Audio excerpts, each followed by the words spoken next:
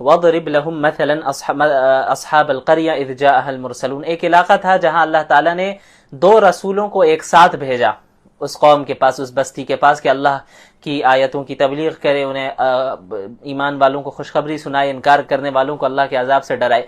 تو ان کی قوم نے دونوں رسولوں کو جھٹلا دیا۔ پھر اللہ تعالیٰ نے ایک تیسرے رسول کو بھی وہیں بھیجا، فَعَزَّزْنَاهُمْ بِثَالِثٍ، اللہ تعالیٰ نے تیسرے رسول کو بھی بھیجا ان کی تائید کے لیے۔ تو تین رسولوں نے ایک ساتھ انہیں دعوت دی، لیکن اس کے باوجود ان لوگوں نے انہیں جھٹلایا۔ اور ایک شخص تھا، وَجَاءَ مِنْ أَقْصَى الْمَدِينَةِ رَجُلٌ يَسْعَىٰ قَالَ يَا قَوْمِ اتَّبِعُوا الْمُرْسَلِينَ، ایک شخص دور دراز علاقے سے، شہر کے دور علاقے سے آتا ہے، وہ ان نبی پر ایمان لے آتا ہے اور اپنی قوم سے کہتا ہے کہ اے میری قوم، ان رسولوں کی اتباع کرو، یہ سچ کہہ رہے ہیں۔ اب یہ شخص کون تھا؟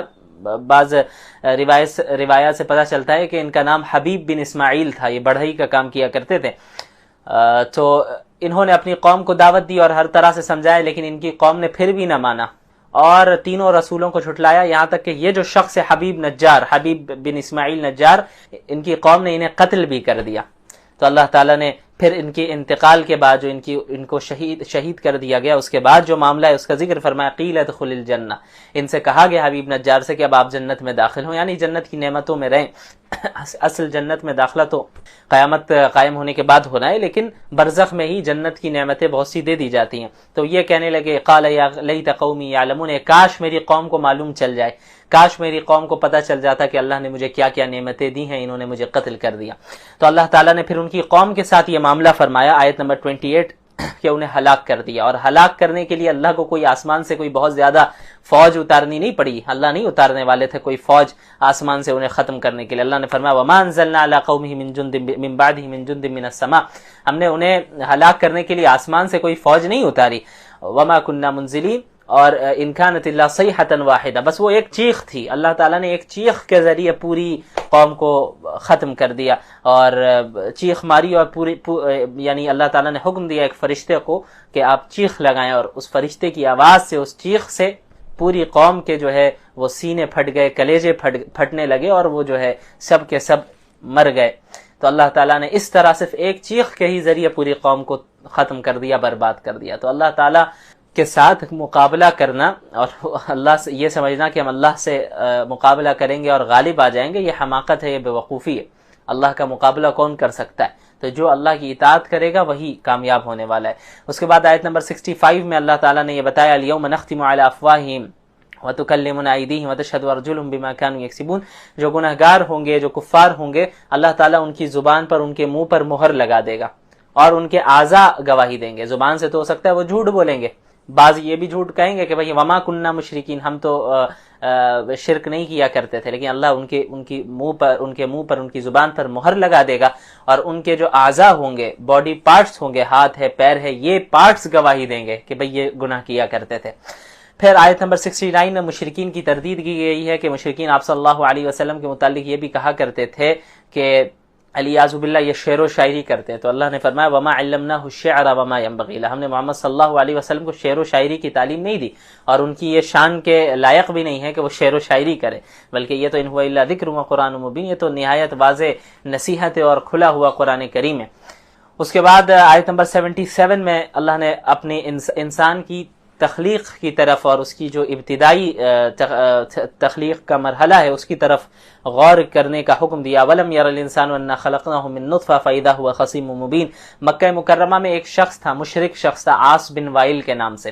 وہ ایک مرتبہ آپ صلی اللہ علیہ وسلم کے پاس آتا ہے اور بوسیدہ ہڈی لے کر آتا ہے، اور اس بوسیدہ ہڈی کو وہ بالکل ریزہ ریزہ کر دیتا ہے، اور کہتا ہے مذاق اڑاتے ہوئے کہ اللہ اس کو بھی دوبارہ ٹھیک کر دے گا، اللہ اسے بھی دوبارہ زندہ کر دے گا۔ تو اللہ نے فرمایا کہ ایک ایسا شخص ہے اپنی تخلیق پر غور کرے، اپنی کریشن پہ غور کرے۔ ایک پانی کے ایک نطفے سے اللہ تعالیٰ نے اسے بنایا، اس کی حیثیت کیا تھی، اور آج جب جو ہے یہ اللہ نے اسے طاقت دے دی، اب انسان کا ڈھانچہ، اس کے جسم تیار ہے، اور وہ اس کے اندر قوت ہے، بات کر سکتا ہے، چل سکتا ہے، پھر سکتا ہے، تو اللہ ہی سے لڑ رہا ہے۔ وہ جو اللہ ایک نطفے سے پورے انسان کو بنانے پر قادر ہے، وہی اللہ اس انسان کے مرنے اور گلنے کے بعد دوبارہ زندہ کرنے پر کیا اسے قادر نہیں ہے؟ بالکل قادر ہے۔ اس کے بعد سورۃ الصافات کی ابتدا ہوتی ہے، یہ بھی مکی صورت ہے، اس میں بھی اسلام کے جو بنیادی عقائد ہیں، توحید ہے، رسالت ہے، قیامت ہے، اس کا اس بات کیا گیا ہے۔ اور اس کے بعد مشرکین کا ایک بہت غلط عقیدہ تھا، وہ یہ تھا کہ وہ سمجھتے تھے کہ فرشتے جو ہیں وہ اللہ کی بیٹیاں ہیں، الیاذ باللہ، تو اس کی بھی تردید کی گئی۔ تو شروع میں اللہ تعالیٰ نے کئی فرشتوں کی قسمیں کھائی ہیں، مختلف فرشتوں کی، والصافات صفا، ان فرشتوں کی قسم جو صفے باندھ کر کھڑے رہتے ہیں، تو مختلف فرشتوں کی قسمیں کھائیں، بلکہ 3 قسم کے فرشتوں کی قسمیں کھائی ہیں، فزاجرات زجرا، اور ایسے فرشتے جو ڈانٹ ڈپٹ کرتے ہیں، یعنی جب شیاطین آسمان کی طرف جاتے ہیں باتیں سننے کے لیے تو فرشتے انہیں بھگاتے ہیں جناتوں کو، تو زجر کرتے ہیں، توبیخ کرتے ہیں، انہیں ڈانٹتے ہیں، ڈپٹتے ہیں۔ ان فرشتوں کی قسم، فتالیات ذکرہ، ان فرشتوں کی قسم جو ذکر کی تلاوت کرتے ہیں۔ تو ان کا قسموں کے کھانے کا مقصد یہ ہے کہ بعض تو ایسے تھے مشرکین میں جو فرشتوں ہی کی عبادت کرتے تھے، تو اس کی بھی تردید ہے کہ اللہ ہی واحد ذات ہے جو عبادت کا مستحق ہے، اور ان مشرکین کی بھی تردید ہے جو فرشتوں کو اللہ کی الیاذ باللہ بیٹیاں سمجھا کرتے تھے۔ اس کے بعد آیت نمبر 42 میں سورۃ الصافات کی اللہ تعالیٰ نے اہل جنت کا ذکر کیا کہ اولئک لہم رزق معلوم فواکہ وہم مکرمون، کہ اہل جنت کو رزق معلوم ملے گا، یعنی رزق میں کوئی شبہ نہیں ہوگا کہ پتہ نہیں ملے گا یا نہیں ملے گا، ایسا نہیں، 100% انہیں معلوم ہوگا کہ رزق ملنا ہے۔ اس دنیا میں ہمیں تو اس کی کوئی گارنٹی نہیں ہے نا کہ آج سے 5 سال بعد پتہ نہیں ہم کیا کھائیں گے، کس کنڈیشن میں ہوں گے، فائنینشیل حالت کیا ہوگی، کل کیا کھائیں گے، پرسوں کیا کھائیں گے، ملے گا نہیں ملے گا، اس کی کوئی گارنٹی نہیں ہے۔ لیکن جنت میں کوئی شبہ نہیں ہوگا، رزق ہر حال میں مل کر رہے گا، کوانٹٹی میں بھی، یعنی ان لمیٹڈ کوانٹٹی بھی، کوالٹی بھی شاندار اور ایسے عمدہ کوالٹی کے جس کا ہم اپنی امیجنیشن سے بھی باہر ہو، اور سکون کے ساتھ، یعنی اس بات کا بھی اندیشہ نہیں کہ بھئی ملے گا یا نہیں ملے گا، ہر حال میں ملے گا، یقیناً ملے گا، ہمیشہ ملے گا۔ اس کے بعد اہل جہنم کا ذکر ہے کہ اذالک خیر النزل ام شجرۃ الزقوم 63 میں آیت نمبر کے، اس میں اہل جہنم کے کھانے کا ذکر ہے کہ جو زقوم کا درخت ہے وہ ان کا کھانا ہوگا، جو کہ بہت ہی بدبودار اور نہایت کڑوا اور دکھنے میں بھی بہت عجیب و غریب ہوتا ہے۔ انہیں زبردستی وہ کھائیں گے، بھوک کی عالم ہوگی، یہ حالت ہوگی کہ وہ جو ہے زبردستی اسے کھائیں گے، کھانا پڑے گا، اور وہ حلق میں اٹک جائے گا وہ پھل، اور پھر اب انہیں پانی چاہیے ہوگا تو پھر پانی دیا جائے گا، کھولتا ہوا پانی انہیں پینا پڑے گا، جس سے ان کے جسم کے اندر کے ساری چیزیں وہ گلنے لگیں گی۔ اللہ تعالی ہم لوگوں کی حفاظت فرمائے۔ اس کے بعد آیت نمبر 75 سے مختلف انبیاء علیہ الصلوۃ والسلام کا ذکر شروع ہو رہا ہے۔ حضرت نوح، حضرت ابراہیم، حضرت موسیٰ، حضرت ہارون، حضرت لوط، حضرت یونس علیہ الصلوۃ والسلام کے واقعات بتائے گئے۔ حضرت نوح علیہ الصلوۃ والسلام نے 950 سال تک دعوت دی، لوگوں نے نہیں مانا، انہوں نے دعا کی تو اللہ نے ان کی دعا کو قبول فرمایا اور حکم دیا کہ کشتی بنائیں اور کشتی میں آپ اور مومنین سوار ہو جائیں۔ اللہ نے باقی قوم کو، کفار کو ہلاک کیا۔ پھر جب طوفان ختم ہو گیا اور نوح علیہ السلام اور مومنین زمین میں آئے، تو پھر اب جو نسل انسانی چلی ہے حضرت نوح علیہ الصلوۃ والسلام سے، وہ ان کے 3 بیٹوں سے چلی ہے، ایک کا نام سام تھا، ایک کا نام حام تھا، اور تیسرے کا نام یافس تھا۔ اس کے بعد آیت نمبر 83 سے حضرت ابراہیم کا ذکر ہے، وَإِنَّ مِن شِيعَتِهِ لَإِبْرَاهِيمَ، کہ حضرت ابراہیم بھی حضرت نوح کے گروہ میں سے ہی تھے، ان کی جماعت میں سے ہی تھے۔ کیا مطلب؟ انبیاء کی جماعت میں سے تھے، اور عقائد دونوں کے سیم تھے، دونوں توحید کے قائل تھے، اللہ کے نبی تھے۔ تو انہوں نے بھی اپنی قوم کو سمجھایا کہ بھئی ایسی چیز کی کیوں عبادت کرتے ہو جو تمہیں دیکھ نہیں سکتی اور تمہیں سن نہیں سکتی، تمہاری مدد نہیں کر سکتی، تمہیں کوئی نقصان نہیں پہنچا سکتی، ایسی چیز کی عبادت نہیں کرو۔ پھر جو بھی واقعہ ہے 17ویں پارے میں جو گزرا کہ کس طرح انہوں نے بتوں کو ہلاک کر کے یہ ثابت کیا، بتایا کہ بھئی جو خود کی مدد نہیں کر سکتا تم اس کی عبادت کیسے کرتے ہو۔ پھر اللہ تعالیٰ نے حضرت ابراہیم علیہ الصلوۃ والسلام کو بہت سی آزمائشوں سے گزارا، اور ہر آزمائش میں وہ مکمل اترے۔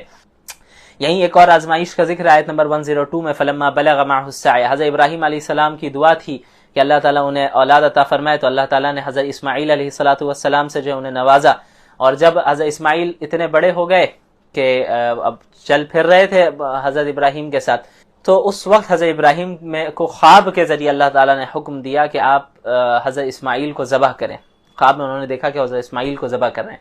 اچھا، یہ یاد رکھیے گا کہ انبیاء علیہ الصلوۃ والسلام کے جو خواب ہوتے ہیں وہ بھی وحی ہوتے ہیں، عام انسانوں کے خواب کی طرح انبیاء کے خواب نہیں ہوتے۔ یعنی ایک عام انسان جو خواب دیکھتا ہے اس کی کئی مختلف چیزیں ہو سکتی ہیں، یعنی اللہ کی طرف سے بھی وہ خواب ہو سکتا ہے، شیطان کی طرف سے بھی وہ خواب ہو سکتا ہے، اور جو انسان دن بھر سوچتا رہتا ہے اس کے نتیجے میں بھی خواب وہ دیکھ سکتا ہے۔ لیکن انبیاء کے جو خواب ہوتے ہیں وہ 100% وحی ہوتے ہیں، ان میں کوئی شبہ یا کسی دوسری چیز کا شائبہ نہیں ہوتا۔ ایسا نہیں ہو سکتا کہ انبیاء کو علیاذ باللہ شیطان نے خواب دکھایا، یا جو وہ خود سوچ رہے ہیں انہوں نے بس ایسے ہی دیکھ لیا جس خواب کا کوئی مطلب نہیں۔ انبیاء علیہ الصلوۃ والسلام کے جتنے خواب ہوتے ہیں وہ وحی ہوتے ہیں، اللہ کی طرف سے ہوتے ہیں۔ تو حضرت ابراہیم نے جب دیکھا کہ بھائی حضرت اسماعیل کو وہ ذبح کر رہے ہیں تو وہ سمجھ گیا کہ اللہ رب العالمین اس طرف اشارہ فرما رہے. تو حضرت اسماعیل سے اپنے بیٹے سے انہوں نے پوچھا کہ میں ایسا دیکھ رہا ہوں. تو حضرت اسماعیل بھی آپ یقیناً حضرت ابراہیم کے بیٹے تھے, تو انہوں نے کیا کہا کہ یا ابت افعل ما تؤمر, کہ میرے والد آپ کو جو حکم دیا جا رہا ہے آپ وہ کر لیں, میں صبر کروں گا. تو پھر اب آپ اندازہ لگائیں اپنے بیٹے کو ذبح کرنا یہ کوئی معمولی بات نہیں ہے. حضرت ابراہیم علیہ السلام حضرت اسماعیل کو لے گئے اور انہوں نے زمین پر لٹایا, اور جو تفصیلی واقعہ ہے پھر ذبح نہیں ہوئے وہ, بلکہ اللہ تعالیٰ نے جنت سے مینڈھا بھیجا اور پھر ان کے حضرت اسماعیل بچ گئے اور مینڈے کو ذبح کیا گیا. تو چونکہ اصل حضرت ابراہیم کا امتحان لینا تھا, انسان کو بیٹے کو ذبح کرانا مقصد نہیں تھا. حضرت ابراہیم کا امتحان لینا تھا کہ اور ان کے امتحان کے ذریعے پوری امت کو اور پوری انسانیت کو پیغام دینا تھا کہ حضرت ابراہیم وہ ہے جنہوں نے ہر آزمائش میں جو ہے کامیابی کے ساتھ وہ ڈٹے رہے اور تمام آزمائش میں وہ پورے اترے. اللہ کے لیے انہوں نے سب کچھ قربان کرنے کے لیے وہ تیار ہو گئے. بہرحال اس کے بعد آیت نمبر 139 سے حضرت یونس کا ذکر علیہ السلام. حضرت یونس کے متعلق بھی بتایا تھا, انہوں نے اپنی قوم کو دعوت دی, ان کی قوم نے انکار کیا, تو انہوں نے اپنی قوم سے کہا کہ 3 دن کے بعد عذاب آنے والا ہے. تو جس دن عذاب آنے والا تھا اس سے 1 رات پہلے ہی حضرت یونس اللہ کے حکم آنے سے پہلے ہی اپنی بستی سے نکل گئے. تو اللہ تعالیٰ نے عتاب نازل کیا اور حضرت یونس علیہ السلام سمندر میں گئے اور پھر وہاں پر ایک مچھلی کے پیٹ میں رہے. پھر تسبیح انہوں نے اس کا تسبیح جاری رکھی اور اللہ تعالیٰ نے پھر ان کی حفاظت فرمائی. اس کے بعد آیت 149 میں ہے فَاسْتَفْتِهِمْ عَلِرَبِّكَ الْبَنَاتُ وَلَهُمُ الْبَنُونَ. دیکھیں مشرکین جو ہے نا فرشتوں کے متعلق کیا کہتے تھے کہ اللہ کی بیٹیاں علیاذ باللہ, لیکن ان کے گھر میں جب کوئی خود بیٹی پیدا ہو جاتی تو منہ چھپائے پھرتے, ان بیٹیوں کو زندہ دفنا دیتے تھے, یعنی خود کے ہاں بیٹی پیدا ہونے کو عار اور ذلت محسوس کرتے تھے علیاذ باللہ. تو اللہ نے فرمایا کہ ایک طرف تو تم بیٹیوں کو عار اور ذلت سمجھتے ہو کہ تمہارے یہاں اگر کوئی بیٹی پیدا ہو جائے اسے تم عار اور ذلت سمجھتے ہو, اور پھر فرشتوں کو بیٹیاں ہی بنا کے اللہ کی طرف منسوب کر رہے ہو. یعنی جو تم نے اپنے لیے پسند نہیں کیا اس چیز کو اللہ کی طرف کیسے منسوب کر سکتے ہو؟ یعنی حقیقت میں تو جینڈر کے اعتبار سے بیٹے اور بیٹی میں فرق نہیں ہے, بلکہ بیٹیوں کے تو پیدا ہونے کے بہت سے فضائل ہیں. لیکن اگر تم اسے برا سمجھتے ہو یہ تو غلط ہے اپنی جگہ پہ, لیکن اس پر یہ جو دوسرا جرم تم نے کیا کہ جو چیز تم نے اپنے لیے غلط سمجھا ہے جس چیز کو, اسی کو اللہ کی طرف منسوب کر دیا کہ فرشتے اللہ کی بیٹیاں علیاذ باللہ. تو اللہ تو اس چیز سے پاک ہے کہ تم جو کچھ بھی اللہ کے متعلق کہہ رہے ہو, جیسا کہ آخر میں اللہ نے فرمایا 180 181 182 میں سبحان ربک رب العزت عما یصفون وسلام علی المرسلین والحمد للہ رب العالمین, کہ اللہ رب العالمین جو آپ کا رب ہے, عزت والا رب ہے, وہ ان تمام برائیوں سے عیبوں سے پاک ہیں جو وہ اللہ کی طرف منسوب کر رہے ہیں. اللہ کو کسی اولاد کی ضرورت نہیں, والدین کی ضرورت نہیں, بیویوں کی ضرورت نہیں, کسی کی ضرورت نہیں. اللہ کسی بھی مخلوق کا یا کسی اور کا جو ہے اللہ تعالیٰ جو ہے وہ پابند نہیں ہے, محتاج نہیں ہے. وسلام علی المرسلین, اور تمام رسولوں پر سلامتی ہو, والحمد للہ رب العالمین, اور تمام تعریفیں اللہ رب العالمین کے لیے. اس کے بعد سورہ صاد کی ابتدا ہوتی ہے. آیت نمبر 5 میں دیکھیں اجعل الالہۃ الہا واحدا ان ھذا لشیء عجاب. جناب ابو طالب نبی کریم صلی اللہ علیہ وسلم کو سپورٹ کرتے آ رہے تھے, رشتہ داری کا حق ادا کرتے آئے.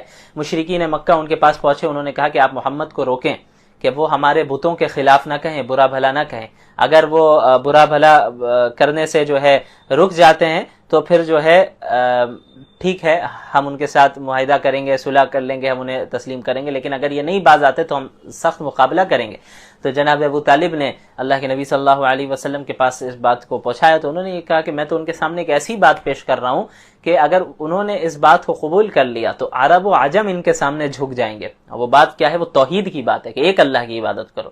تو وہ سب کہنے لگے کہ اجعل الالہۃ الہا واحدا, کہ تمام خداؤں کو چھوڑ کر یہ ایک خدا بنا رہا ہے, یعنی تمام خداؤں کو ایک خدا بنا دے رہا ہے. یہ تو بڑی عجیب بات ہے, یہ تو بڑے تعجب کی چیز ہے.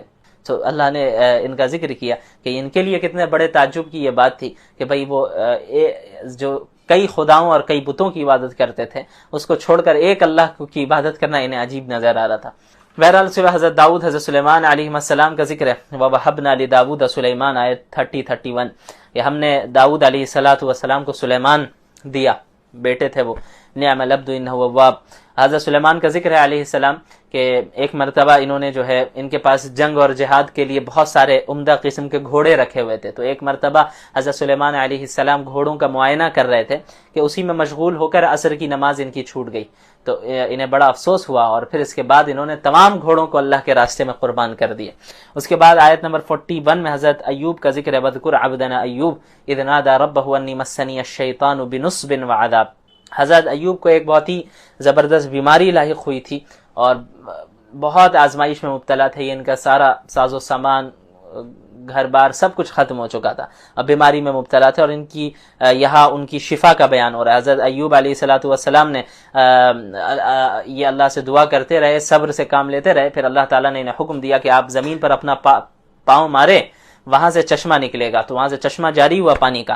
تو اللہ تعالیٰ نے حکم دیا کہ اسی پانی کو پئیں اور اس سے جو ہے آپ نہائیں بھی، انشاءاللہ جو ہے اس سے یقیناً آپ کو صحت ملے گی. تو اللہ تعالیٰ کے حکم سے وہ بیماری کی حالت سے ٹھیک ہو گئے، یعنی انہیں صحت مل گئی. لیکن ایک مرتبہ ہوا یوں کہ ان کی جو اہلیہ تھیں حضرت ایوب علیہ السلام کی، وہ بہت مخلص تھیں اور بہت ان کی دیکھ ریکھ اور خیال رکھا کرتی تھی. تو اب کئی سالوں سے جو ہے یہ بیمار تھے، تو شفا انہیں نہیں مل رہی تھی، تو بہت پریشان تھی. تو اچھا، یہ جو میں ایک واقعہ بتا رہا ہوں ابھی، اس میں مختلف اقوال ہیں مفسرین کے، بعض نے اور بھی واقعات بتائیں. ہوا یہ کہ حضرت ایوب کی اہلیہ کے پاس شیطان ایک طبیب کی شکل میں آیا، ڈاکٹر کی شکل میں، اور اس نے یہ کہا کہ دیکھو میں شفا دے دوں گا اس کو، میں ٹھیک کر دوں گا، لیکن جب یہ ٹھیک ہو جائے شرط یہ ہے کہ اسی وقت میں اس کا علاج کروں گا. جب یہ ٹھیک ہو جائے تو تمہیں یہ کہنا ہے کہ ڈاکٹر نے شفا دی ہے، طبیب نے شفا دی ہے. ایک واقعہ تو یہ بیان کیا جاتا ہے، مفسرین نے بیان کیا. اس کے علاوہ اور بھی واقعات ہیں جو اس آیت کی تفسیر میں بیان کیے گئے ہیں. بہرحال میں ابھی یہاں پہ ایک ہی بتا رہا ہوں.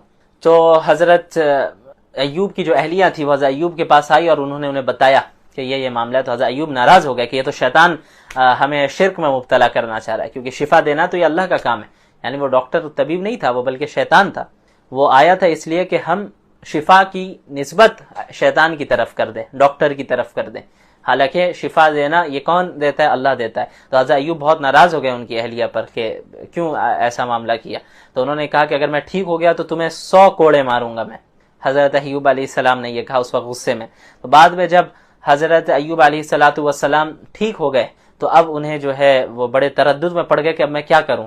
یعنی میں نے تو قسم بھی کھائی ہے کہ میں 100 کوڑے ماروں گا بیوی کو، تو اگر میں نہیں مارتا ہوں تو پھر میں تو قسم توڑنے والوں میں ہو جاؤں گا، جو کہ صحیح نہیں ہے.